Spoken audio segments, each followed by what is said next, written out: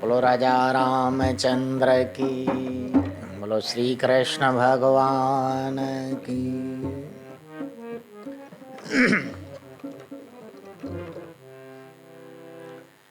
सब कुछ दीना आपने,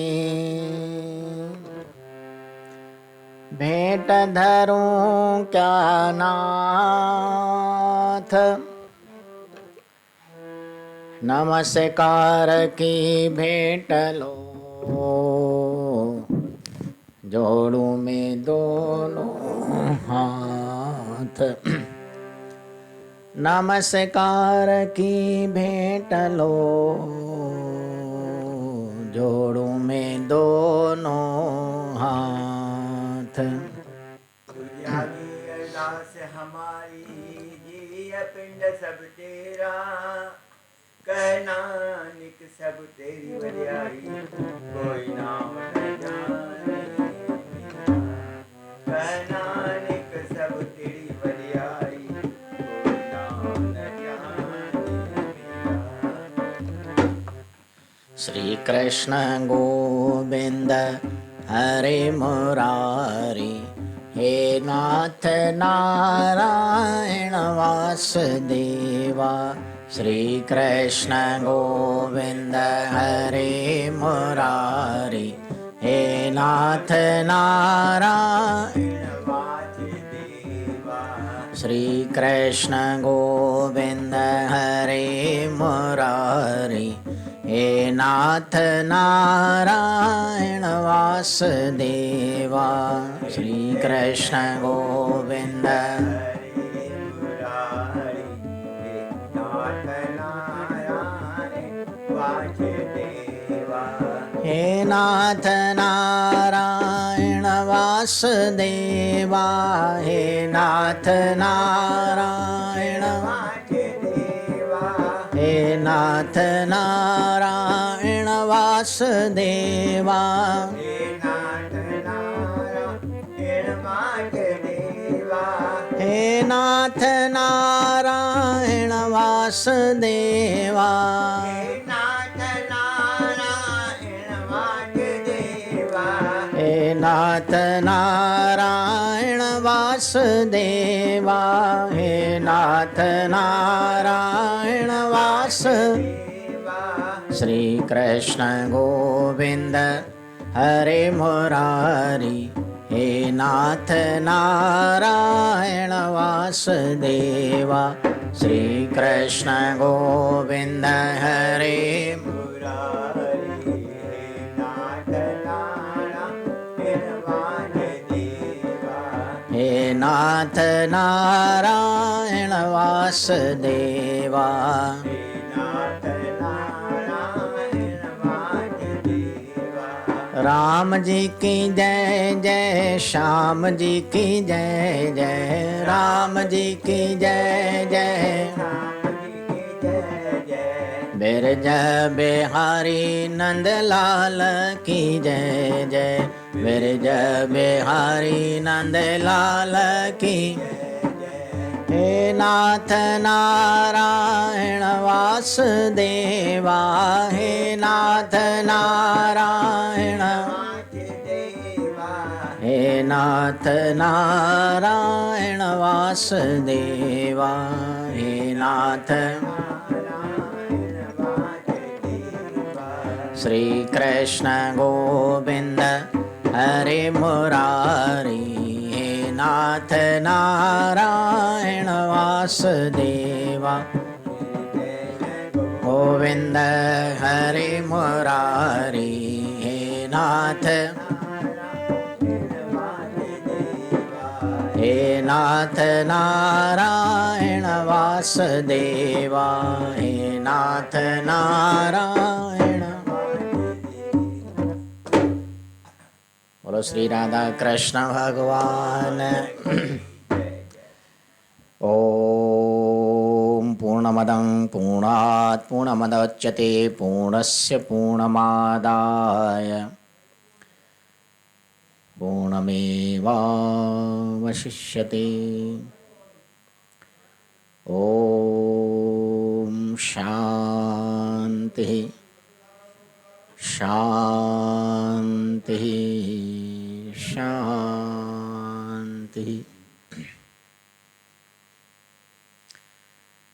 सर्वसाथ संगत सभी मिलकर बोलेंगे हरिओम।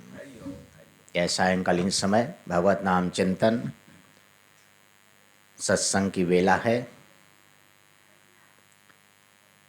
जिस वेला को सफल बनाने के लिए यह नित्य प्रति का कार्यक्रम कल्याण मासिक पत्रिका के कुछ आख्यान प्रवचन के रूप में उपदेशात्मक रूप में आपको सुनाए जाते हैं। आज का विषय है साधन उपयोगी पत्र। प्रत्येक मासिक पत्रिका के अंत में कुछ ऐसे पत्रों का उत्तर लिखा जाता है। पत्र भेजने वाले ने जो सवाल किया है उस उत्तर को लिखते हुए इस पत्रिका के द्वारा उसे आश्वासन दिया जाता है कि आपने जो पूछा उसका अपने मति के अनुसार संपादक ने उत्तर समझाकर और उसे एक सही मार्गदर्शन दिखाया है। तो पहला शीर्षक है साधन उपयोगी पत्र में परम कल्याण। हरिओम। प्रिय महोदय, सप्रेम हरि सिमरन। कृपा पत्र मिला, धन्यवाद। आपके प्रश्न का उत्तर इस प्रकार है। 12 अक्षर मंत्र बड़े महत्व का है। उसके जब से अवश्य कल्याण हो सकता है, प्रतिदिन अधिक से अधिक जितना हो जाए उतना प्रेम पूर्वक जपना चाहिए। यह बताना कठिन है कि कितने दिनों में परम कल्याण की प्राप्ति हो सकती है। यदि परम कल्याण का अर्थ है भगवान का प्रत्यक्ष साक्षात्कार, तब तो यह साधक की अवस्था पर निर्भर है। अन्यथा जप करने वाले का परम कल्याण तो अव्यक्त रूप से होता ही रहता है, प्रतिक्षण होता रहता है। अर्थात मंत्र का जप करते करते हमारा कल्याण होता रहता है, पल पल क्षण क्षण। जिस साधक का भगवान में जितना अधिक प्रेम होगा, जो प्रभु के दर्शन के लिए जितना ही आकुल और व्याकुल होगा, उतना ही शीघ्र उसे भगवान का दर्शन मिल सकता है। यह साधक पर निर्भर है कि वह किस भाव से और किस आशा से मंत्र का जप कर रहा है। यह साधक के अधीन नहीं है, भगवान की कृपा के अधीन है। साधक को तो मात्र कर्म करना है, और कर्म है मंत्र का जाप करना। उसके भाव को परख कर ही, उसकी व्याकुलता आकुलता को देखते हुए ही भगवत दर्शन उससे प्राप्त हो सकते हैं। आर्त भाव से पुकारने पर शीघ्र परमात्मा की कृपा होती है। शेष प्रभु कृपा। यह किसी महोदय ने पत्र लिखा होगा और परम कल्याण के लिए उन्होंने प्रश्न किया होगा। उसके उत्तर में कल्याण के संपादक ने यह उन्हें मार्गदर्शन किया। एक दृष्टांत आता है कि भगवान तो आतुर होते हैं अपने भक्त के पास उसे दर्शन देने के लिए। सभी बोलेंगे हरिओम। परंतु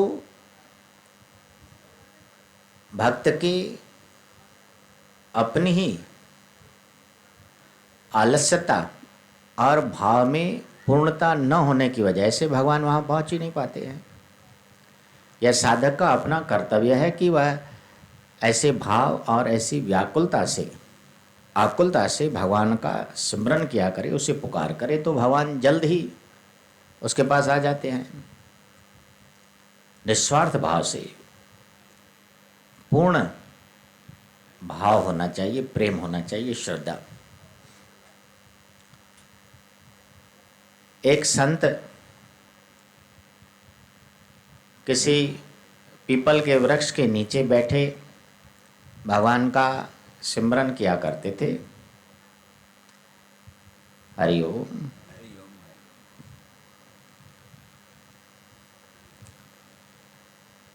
एक दिन संयोगवश वहाँ से महात्मा नारद मुनि गुजरे। संत ने पहचान लिया कि ये तो महात्मा नारद मुनि है, और उनको देखते ही, उनके दर्शन करते ही उनके मन में भाव उत्पन्न हुआ कि ये तो नित्य प्रति भगवान श्री नारायण के यहाँ आते जाते रहते हैं। झट वे उठे और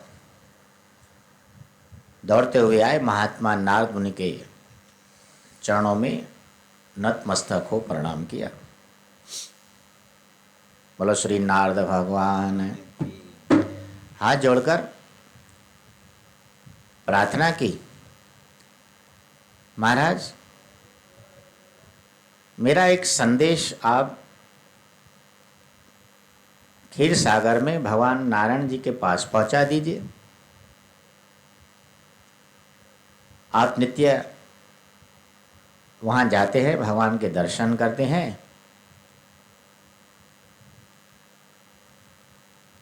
तो भगवान से मेरे लिए पूछ कर आइए कि मैं कई वर्षों से भगवान का स्मरण कर रहा हूँ, उन्हें याद करता हूँ, उनका नाम जप कर रहा हूँ, मुझे उनके दर्शन कब प्राप्त होंगे। हरिओम। महात्मा नारद मुनि ने उनका संदेश सुना और हामी भर दी। ठीक है, मैं भगवान के यहाँ जब जाऊंगा तो उनसे पूछ कर आऊँगा।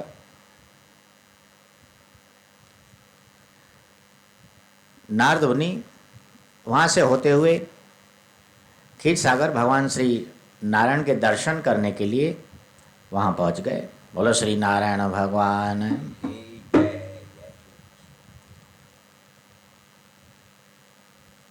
हालचाल पूछने के पश्चात महात्मा नारद मुनि ने उन संत का संदेश भगवान को सुना दिया। प्रभु, आपका भक्त है, एक संत जी हैं वृक्ष के नीचे, आपका सदैव स्मरण किया करते हैं, ध्यान करते हैं, आपके नाम का जप किया करते हैं। उन्होंने पूछा है कि आप उन्हें कब दर्शन देने वाले हैं। हरिओम। भगवान नारायण ने मुस्कुराते हुए मंद मंद होठों पर मुस्कान है और नारद को कहने लगे, हे नारद, उसे जाकर के कहो कि जिस पीपल के वृक्ष के नीचे बैठे वह मेरा ध्यान करता है, उसमें जितने पत्ते हैं उतने वर्ष उसे लग जाएंगे मेरा दर्शन करने में। हरिओम। नारद मुनि दंग रह गया भगवान की लीला। अब पीपल का वृक्ष कितना हरा भरा होता है, कितने पत्ते उसमें होते हैं, अनगिनत, जिसकी कोई गिनती नहीं कर सकता। अब भगवान बोल रहे हैं इतने वर्ष उसे लग जाएंगे, इतने वर्ष वह जीवित पे रहेगा कि नहीं। महात्मा जी उस तरफ जाना ही छोड़ दिया कि जाऊंगा, भक्त पूछेगा और उसे मैं क्या उत्तर दूंगा।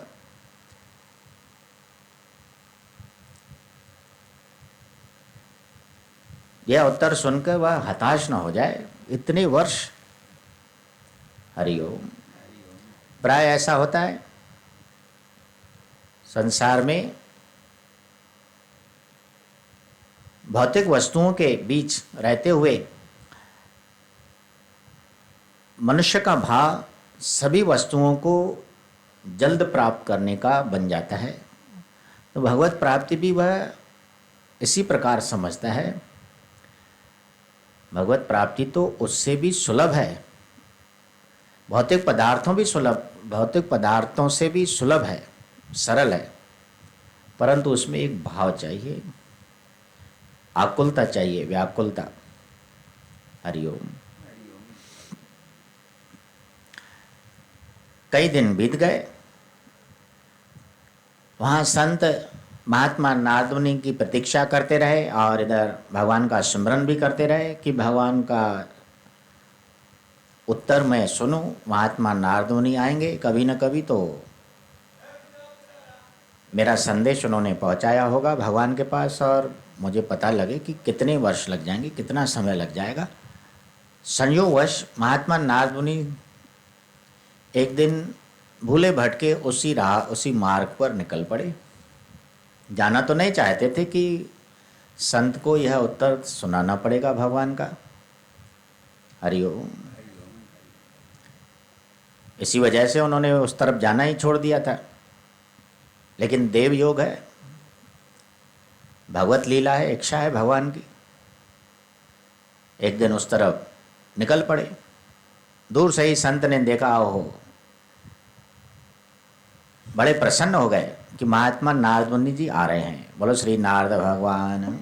उनका तंबूरा, वीणा, भगवान श्री नारायण का अपने मुख से उच्चारण, नारायण नारायण, जय जय नारायण नारायण हरि हरि, जय जय नारायण नारायण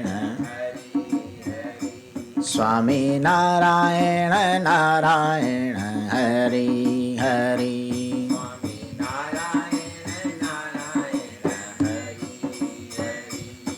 तेरी लीला प्रभु है न्यारी न्यारी, हरि हरि। तेरी लीला प्रभु है,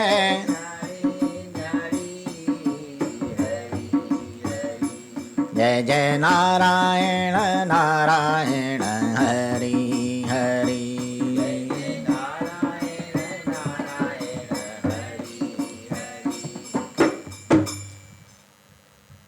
वीणा का शब्द सुनते ही, भगवान का गुणानुवाद सुनते ही संत उठे, दौड़ते हुए आए।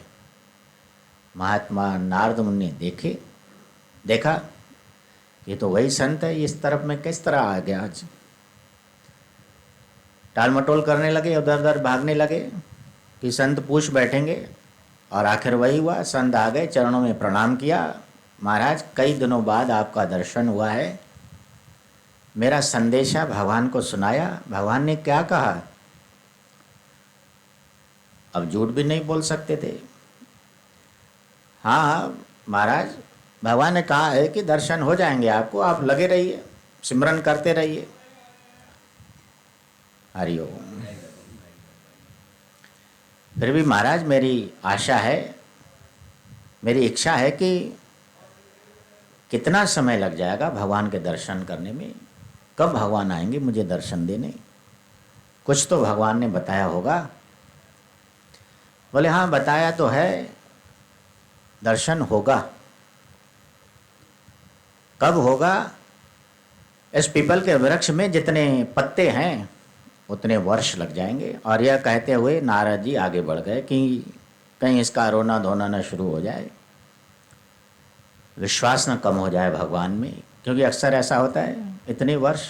अब नारद मुनि अपने मन में यही सोच रहे थे, लेकिन उस संत के मन में कैसे भाव उत्पन्न हुए। जैसे ही महात्मा ने कहा कि भगवान दर्शन देंगे, जरूर आएंगे, इतने वर्षों बाद उसने और कुछ सुना ही नहीं। वह पीपल के वृक्ष के नीचे जाकर के नाचने लगा, झूमने लगा। उसे प्रसन्नता थी कि भगवान ने संदेश भेजा है कि मैं दर्शन देने आऊँगा। अब पीपल के वृक्ष में पत्ते हैं, इतने वर्ष लग जाएंगे, उस और उसका ध्यान ही नहीं गया। हरिओम। बस वो तो आकुल हो गया कि भगवान प्रसन्न है, मुझे दर्शन देने आएंगे। इतने वर्ष लगेंगे, उन्होंने उस संत के मन में यह आशा उठी ही नहीं। झूमने लगा, नाचने लगा, प्रसन्नता से भाव विभोर हो गया कि मैं भाग्यशाली हूँ जो मुझे भगवान दर्शन देने आएंगे। उसके नाचते नाचते झूमते झूमते महात्मा नारद मुनि तो आगे निकल गए थे कुछ रास्ता तय करते हुए, लेकिन ऐसी हवा, ऐसी आंधी आई और उसी आंधी में भगवान श्री नारायण उस नाचते हुए संत भक्त के सामने प्रकट हो गए। बोलो श्री नारायण भगवान। महात्मा नारद मुनि इधर उधर देखने लगा, भगवान के आने का कुछ तो प्रभाव पड़ेगा। हवा चलने लगी, तूफान चलने लगा, चारों तरफ प्रकाश फैल गया। महात्मा संत जो झूम रहे थे भगवान के आगे नतमस्तक होकर चरणों पर पड़े हैं। महात्मा नारद मुनि दूर से ही देख रहे हैं पीछे मुड़ करके कि ये तो भगवान नारायण आ गए।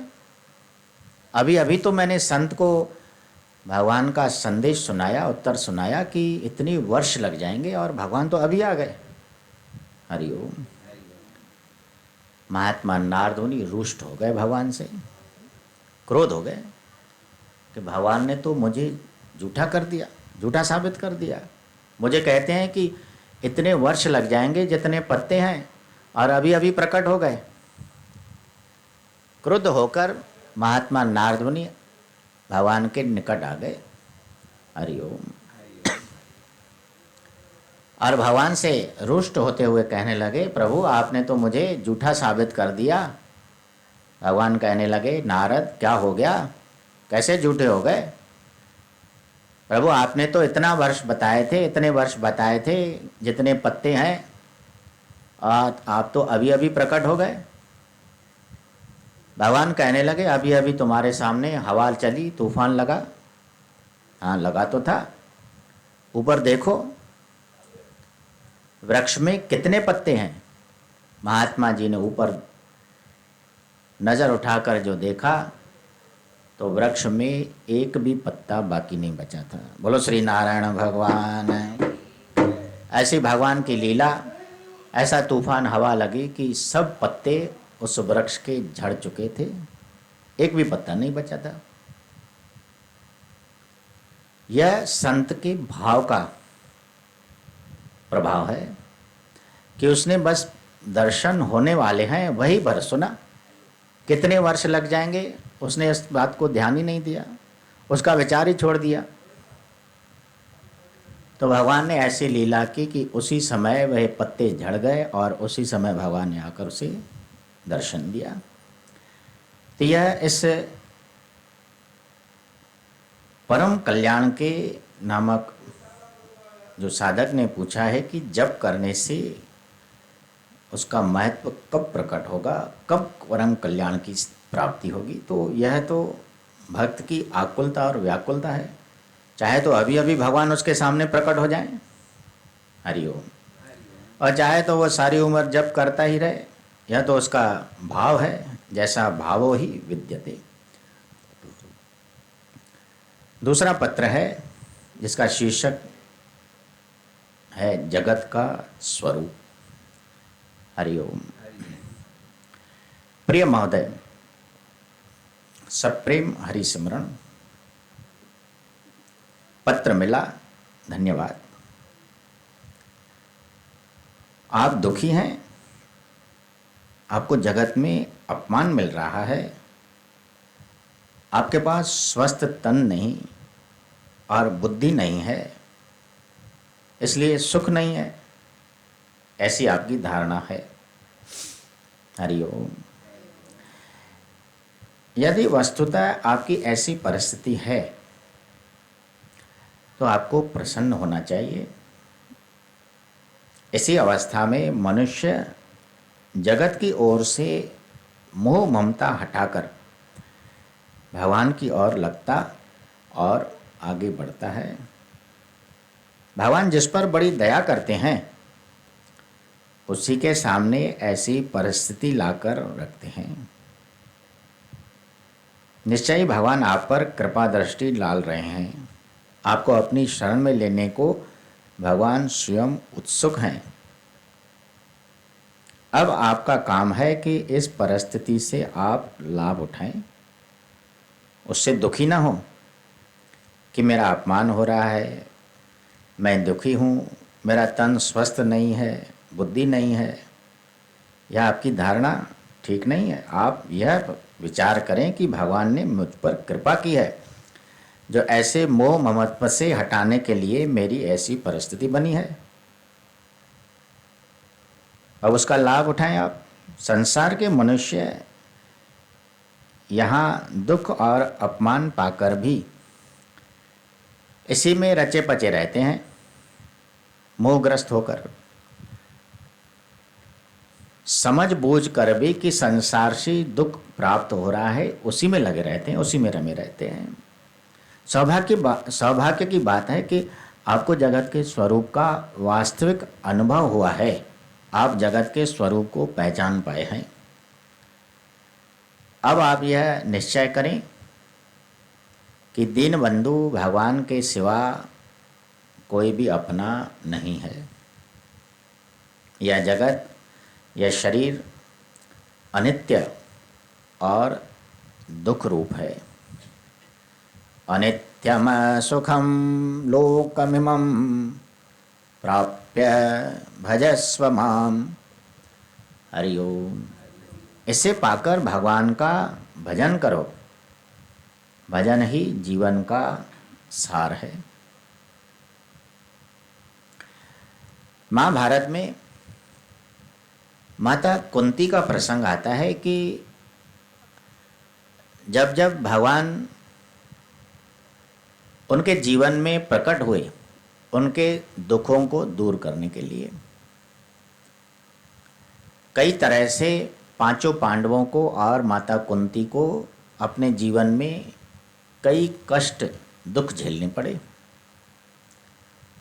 लेकिन वे सदैव भगवान में विश्वास रखा करते थे और उनको ही अपना आराध्य समझकर उनके ही सारे अपना जीवन व्यतीत करते थे।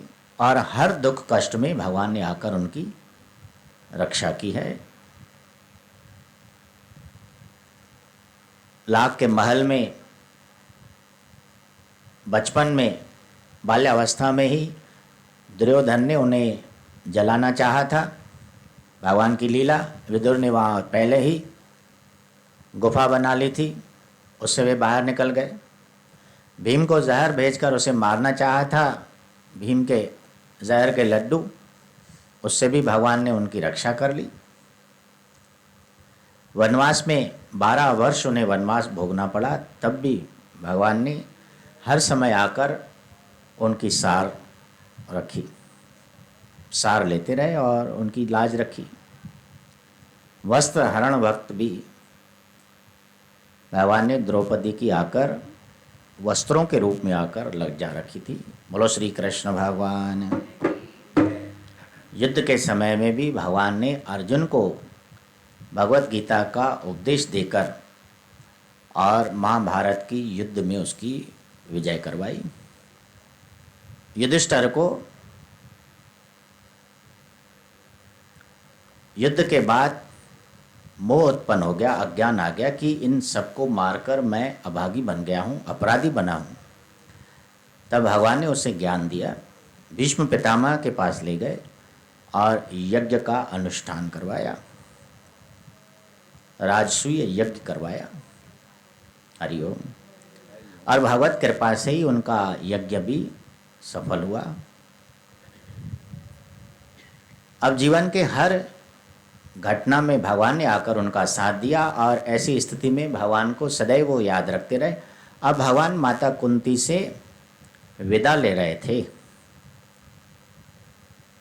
माता कुंती भगवान की फूफा थी, फूफी। फूफा जी, अब मैं द्वारका जाऊं, अब सुखपूर्वक आपको हस्तिनापुर का संपूर्ण राज प्राप्त हो गया, आपके सब शत्रु नाश हो गए, मेरा कार्य संपन्न हुआ। तब माता कुंती ने क्या कहा? हरिओम, हे कृष्ण, अब ऐसा सुख देकर हमें और अपना वियोग देना चाहते हो? हे प्रभु, ऐसे सुख मैं क्या करूंगी? इससे अच्छा तो था कि हम दुख में अपना जीवन व्यतीत करें। जब दुख और कष्ट था तो कम से कम आप हमारे साथ तो थे, आपका वियोग तो नहीं था। तो हे प्रभु, ऐसे दुख हमें सदैव देते रहो ताकि हम आपका सानिध्य प्राप्त कर सकें। बोलो श्री कृष्ण भगवान।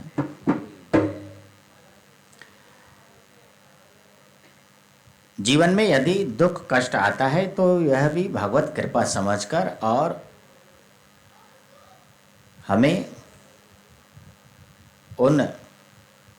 उस समय में भी भगवान को सदैव याद रखना चाहिए, भजन करना चाहिए, वही जीवन का सार है। आप सुख, स्वास्थ्य, धन, मान या अपना उद्धार, जो कुछ भी चाहें, सबकी प्राप्ति का एकमात्र उपाय है भगवान का भजन। बोलो श्री नारायण भगवान। भजन करने में ही कोई कठिनाई नहीं है।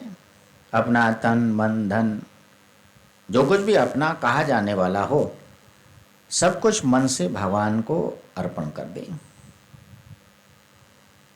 सुख चाहते हैं तो भी भगवान को याद रखें, स्वास्थ्य चाहते हैं, निरोगता चाहते हैं तो भी भगवान को याद रखें, धन की प्राप्ति चाहते हैं तो भी भगवान याद रहेगा। मान प्रतिष्ठा सभी के लिए एकमात्र उपाय है भगवान का भजन। और परम कल्याण, जिसका अभी अभी आपने व्याख्यान सुना, यदि परम कल्याण उद्धार भी चाहते हैं तो भगवान के मंत्र का जाप, भगवान का भजन सदैव करते रहें। आप भगवान के हो जाएं, भगवान स्वयं आपके हो जाएंगे। यदि सोएं तो भगवान के लिए सोएं, जागें तो भी भगवान के लिए जागें। सब कार्य, सारी चेष्टा भगवान के लिए ही हो। भगवान ही अपने लक्ष्य, अपने प्राणों के आराध्य बन जाएं। हरिओम। भक्त कबीर से पूछा गया कि आप मंदिर की, भगवान की मूर्ति की परिक्रमा करते हैं? बोले हाँ। कब करते हैं? भाई, जब भी मैं घर से बाहर निकलता हूँ, मेरे लिए तो सारी सृष्टि में भगवान विराजमान है, और जब भी मैं काम करने के लिए, कुछ बाजार से लेने के लिए निकलता हूँ, तो मन में यह भाव आ जाता है कि मैं घूमते घूमते भगवान की परिक्रमा कर रहा हूँ। काम का काम भी हो जाता है और अपने अंतर मन से, भाव से भगवान की परिक्रमा भी हो जाती है, क्योंकि भगवान तो सर्वदा विराजमान है, सभी स्थान में भगवान है। जहाँ भी आप घूमेंगे और यह भाव रखें कि हम परिक्रमा कर रहे, तो वह समय, वह आपका घूमना सार्थक हो जाएगा।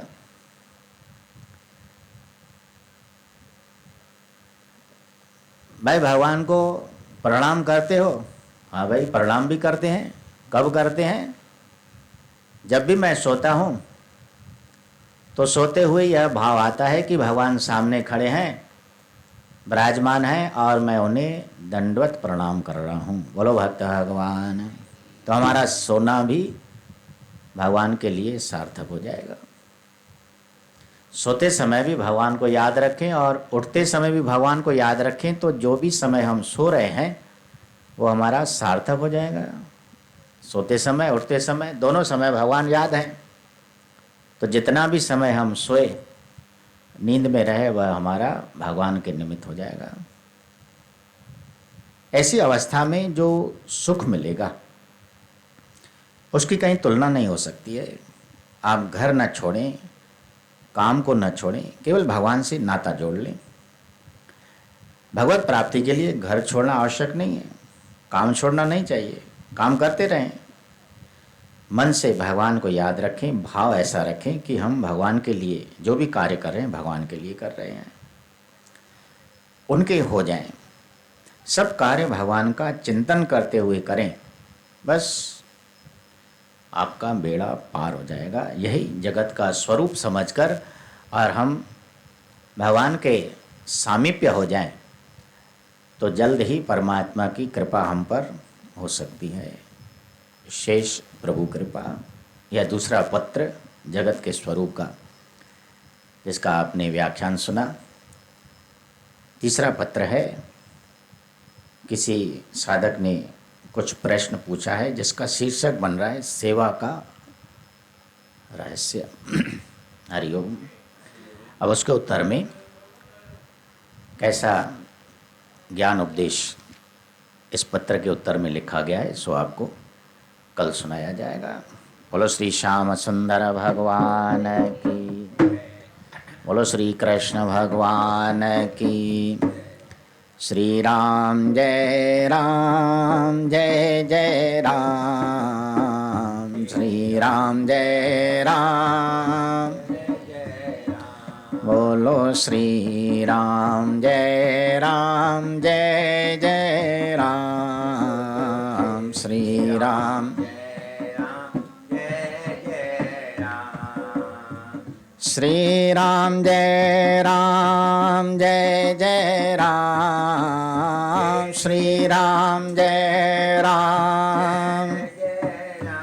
बोलो श्री राम जय जय राम।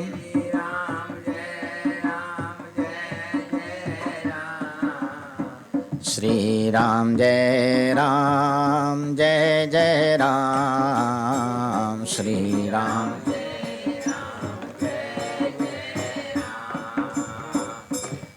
बनवारी रे जिनका सहारा तेरा नाम रे, मुझे दुनिया वालों से क्या काम रे। बनवारी रे जिनका सहारा तेरा नाम रे, मुझे दुनिया वालों से क्या, मुझे दुनिया वालों से क्या काम रे। मुझे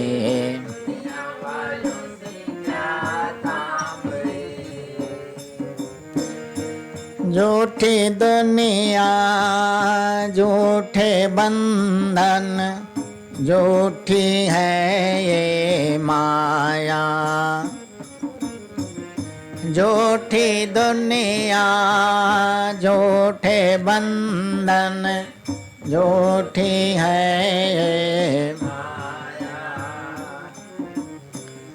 झूठा श्वास का आना जाना, झूठी है ये काया।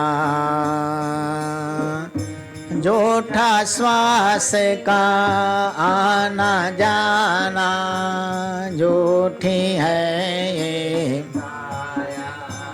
ओ यहाँ साचो तेरो नाम रे, यहाँ साचो तेरो नाम रे।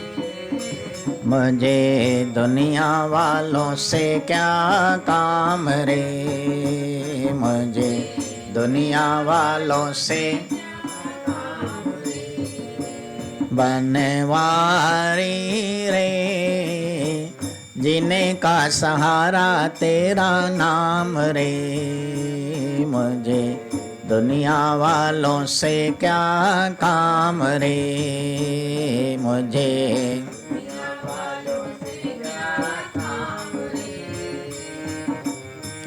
रंग में तेरे रंग गई गिरधर, छोड़ दिया जग सारा। रंग में तेरे रंग गई गिरधर, छोड़ दिया जग। बन गई तेरे प्रेम की जोगन लेकर मन एक तारा, बन गई तेरे प्रेम की जोगन लेकर मन एक। ओ मुझे प्यारा तेरा धाम रे, मुझे प्यारा तेरा, मुझे दुनिया वालों से क्या काम रे, मुझे दुनिया वालों से। बनवारी रे जिन्हें का सहारा तेरा नाम रे, मुझे दुनिया वालों से क्या काम रे। बनवारी रे जिन्हें का सहारा तेरा,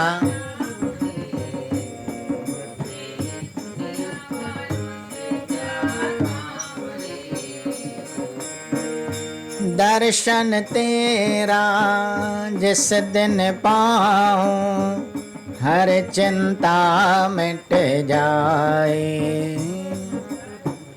दर्शन तेरा जिस दिन पाऊं हर चिंता मिट। जीवन मेरा इन चरणों में आस की जोत जलाए। जीवन मेरा इन चरणों में आस की जोत जलाए। ओ मेरी बाह पकड़ लो श्याम रे, मेरी बाह पकड़ लो। मुझे दुनिया वालों से क्या काम रे, मुझे दुनिया। बनवारी रे जिन्हें का सहारा तेरा नाम रे, मुझे दुनिया वालों से क्या काम रे। बनवारी रे जिन्हें का सहारा तेरा नाम रे, मुझे दुनिया वालों से। मुझे दुनिया वालों से क्या काम रे, मुझे दुनिया वालों से। बोलो श्री श्याम सुंदर भगवान की जय।